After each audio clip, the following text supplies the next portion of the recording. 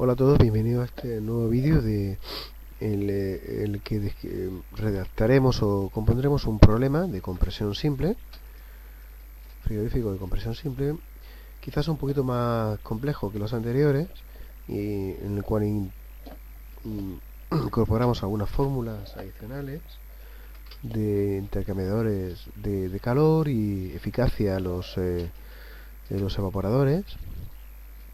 Y el problema dice lo siguiente: se dispone de una máquina para el enfriamiento del agua. La máquina es esta. Bueno, este es el ciclo el frigorífico de la máquina, ¿vale? Con un compresor, condensador, una válvula de expansión y un evaporador para enfriar un caudal de agua determinado. La condensación por aire, que realiza un ciclo simple de compresión mecánica sin recalentamiento del vapor ni su enfriamiento de líquidos. En plan básico, para R22. Los datos del fabricante, según los datos del fabricante, si a dicha máquina se le suministra un caudal de agua para enfriar de 0,19 kilosegundos a una temperatura de entrada de 20 grados. En el caso, esos son los datos para el evaporador. Para el condensador tenemos que la entrada del aire al condensador es de 25 grados y los ventiladores fuerzan, y su caudal forzado por un ventilador fuerzan los 5.500 metros cúbicos hora. Entonces esa potencia frigorífica desarrollada por la máquina, cuando hablamos de potencia frigorífica se habla de lo que es el evaporador, la frigorífica desarrollada por las máquinas, es de 8 kilovatios y la absorbida por el compresor de 1,5 kilovatios. Aquí hay un dato nuevo que vamos a subrayar, que es que la unidad U por A, que es la tramitancia por la superficie del evaporador de agua, ¿vale?, es de 883 vatios grados. ¿Vale? Esta es una constante importante para el desarrollo de la eficacia o para el cálculo de la eficacia del evaporador. Y ahora veremos la fórmula en qué consiste. Después tenemos que la característica del compresor alternativo es que hay dos compresores, ¿vale? En el circuito este de frío pues tendremos dos compresores trabajando juntos con un diámetro de cilindrada de 5, una carrera de 5, un rendimiento volumétrico de 0,082 y una velocidad de giro de 750 revoluciones por minuto. A este número de compresores vamos a cambiar la palabra compresores para simplificarlo. Vamos a poner el número de cilindros.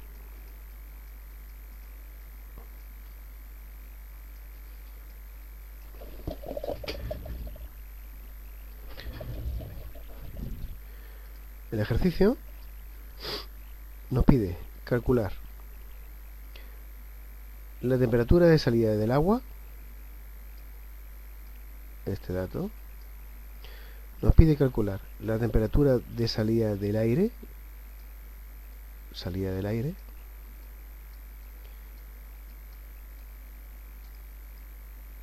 nos pide calcular la temperatura de evaporación del refrigerante, nos pide la temperatura de evaporación aquí,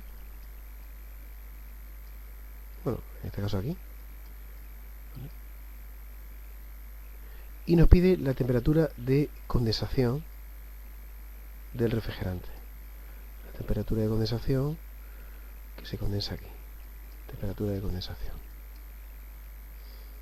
Esos son los datos de lo que nos pide. Pues vamos a empezar nuestro problema por calcular la temperatura del agua a la salida del evaporador. Usando la fórmula de la cantidad de energía que tenemos acumulada en el evaporador, sabemos que la cantidad de esa energía equivale al calor máximo por el calor específico en este caso del agua, porque lo que vamos a enfriar es agua, por la diferencia de temperaturas de entrada y salida del agua. Eso sería la energía que nos aporta el evaporador al agua. Como sabemos qué cantidad y eso son 8 kilojulios segundo, que es la cantidad como ya sabemos, porque nos lo ha dicho los datos del problema son, la máquina desarrolla 8 kilovatios, 8 kilojulios segundo. Pues con esa premisa de desarrollo de energía, lo que nos ofrece, nos da, tenemos que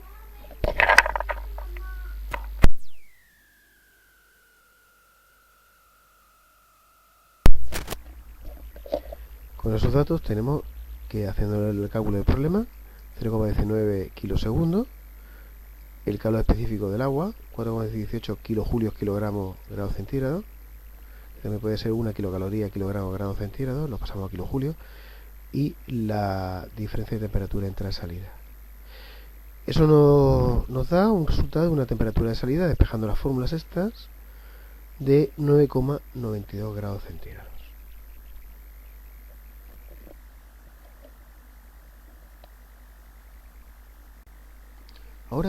Ahora es cuando aparece una nueva parte, una nueva documentación sobre lo que son los intercambiadores de calor, que vamos a reflejar en este problema. Si estudiamos el evaporador como un intercambio de fase, tendremos que, esto ya estaba visto en teoría, pero tenemos que la evolución de la temperatura en el evaporador es desde la entrada a la salida, es asintótica, mientras que a contracorriente la temperatura de evaporación permanece constante. Aquí tenemos un salto a la entrada, ¿vale? Un salto a la salida, ¿de acuerdo? Y la eficacia de un evaporador, aquí con la letra epsilon, nos referimos a ella, en sí, a título general, sería el cambio, el salto real de temperatura en el agua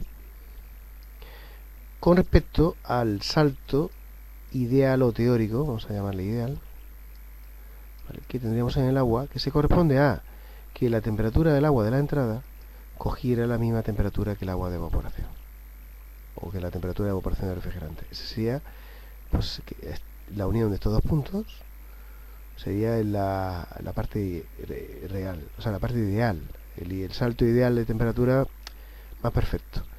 La realidad es que se queda una temperatura de salida determinada, separado de la temperatura de evaporación, y el salto, la diferencia entre la entrada y la salida, es decir, esta parte, este otro salto de aquí, es lo que realmente, la ganancia real que obtenemos nosotros de este intercambiador, ¿vale? Y eso le vamos a denominar eficiencia. La eficiencia, en el caso de un intercambiador de agua, con una tramitancia por superficie determinada, también se resuelve con la fórmula siguiente. Ganancia es igual a 1 menos el número elevado a menos el cociente de la tramitancia superficie partido el caudal más seco del agua por el calor específico de la misma. Si hacemos números, este es un dato que nos da el ejercicio, que nos da el fabricante del intercambiador, que es la tramitancia de superficie, 883 vatios grados en este caso centígrado. El caudal básico ya lo tenemos en kilosegundos, y lo único que hemos hecho con el caudal específico es pasarlo a julio kilogramos grados centígrados, y eso nos sale una eficacia de 0,61, que vamos a incorporar a esta fórmula de la manera siguiente. Si la eficacia vale eso, la temperatura de evaporación, utilizando esta fórmula, perdón, de evaporación no, la temperatura de evaporación, que es la que es el objeto de nuestra búsqueda ahora, son 5 grados. Ya tenemos la temperatura de evaporación. Si nos fijamos, nos vamos para atrás, hemos resuelto la temperatura de salida del agua, tenemos resuelto esto, tenemos la temperatura de evaporación. Ahora vamos a entrar en lo que es el condensador para seguir resolviendo el problema, ¿vale? Y eso es lo que vamos a hacer. Entramos en el condensador. Reflejado el diagrama de Molière, ¿vale? El diagrama de Molière con la temperatura de evaporación, con la temperatura aquí de evaporación, que sería esta,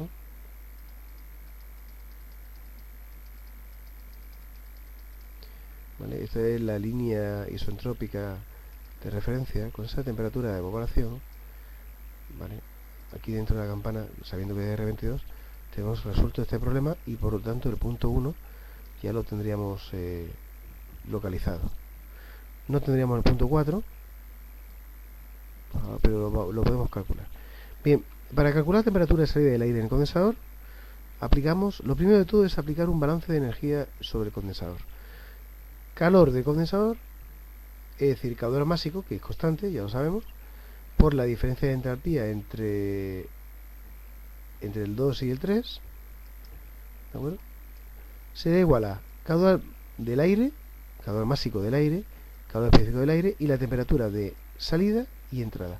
Fijémonos bien que el problema que nos pide la temperatura de condensación del refrigerante y la salida del aire, aquí con esta fórmula tendríamos como objetivo la temperatura de salida del aire, ¿vale?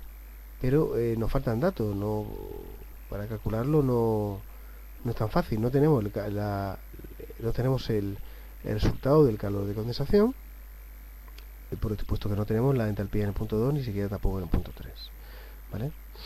Vamos a sacar datos. Vamos a entregar. Lo primero de todo va a ser algo que no tenemos, que vamos a determinar, que es el caudal másico. Para ello utilizamos la fórmula del rendimiento volumétrico. Entonces el rendimiento volumétrico, que sí tenemos ese dato que nos proporciona el fabricante, es el volumen real respecto al volumen teórico. El volumen real realmente aspirado será, si seguimos los pasos, el rendimiento volumétrico por el volumen total, que es el volumen de la cilindrada, ¿vale? Pi por diámetro al cuadrado partido por 4, metros, pasamos a metros, número de cilindros, la carrera,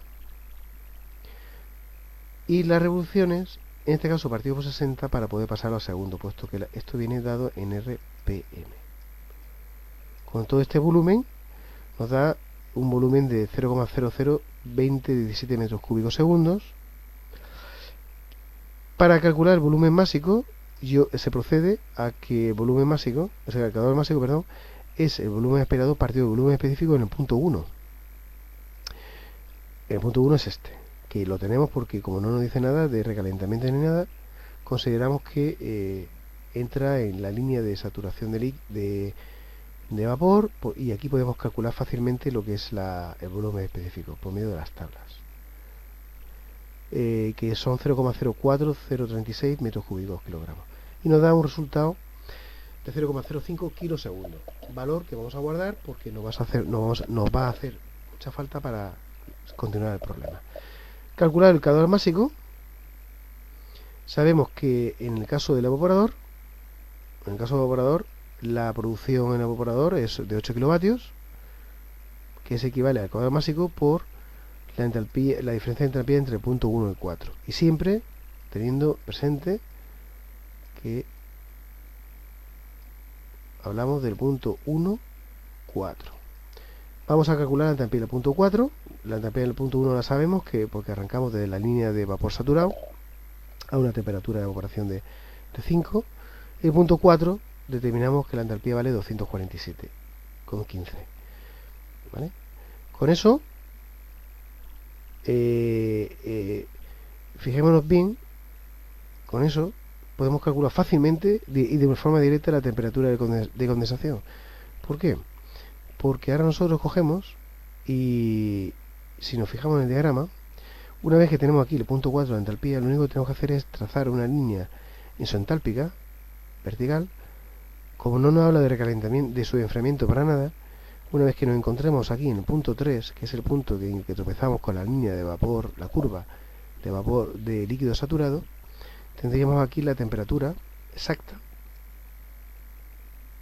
esta temperatura exacta que sigue esa línea isentrópica, ¿de acuerdo?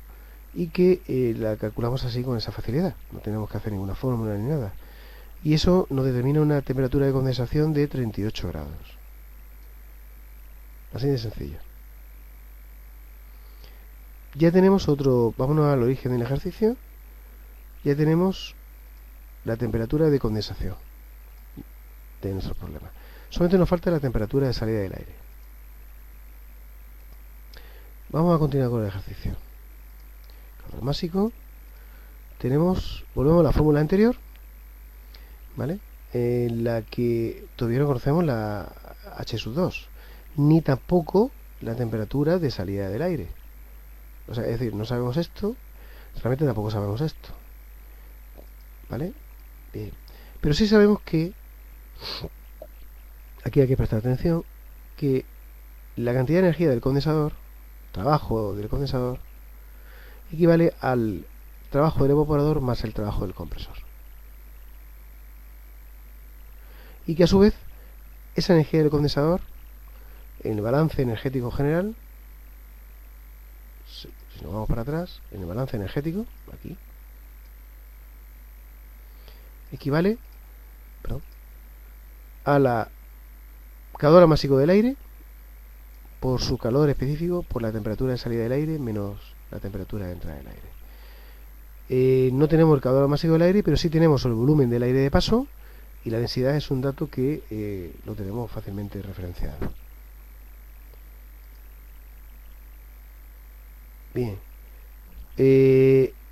La temperatura de salida del aire será, si nos fijamos en la... Si igualamos esta fórmula con esta otra,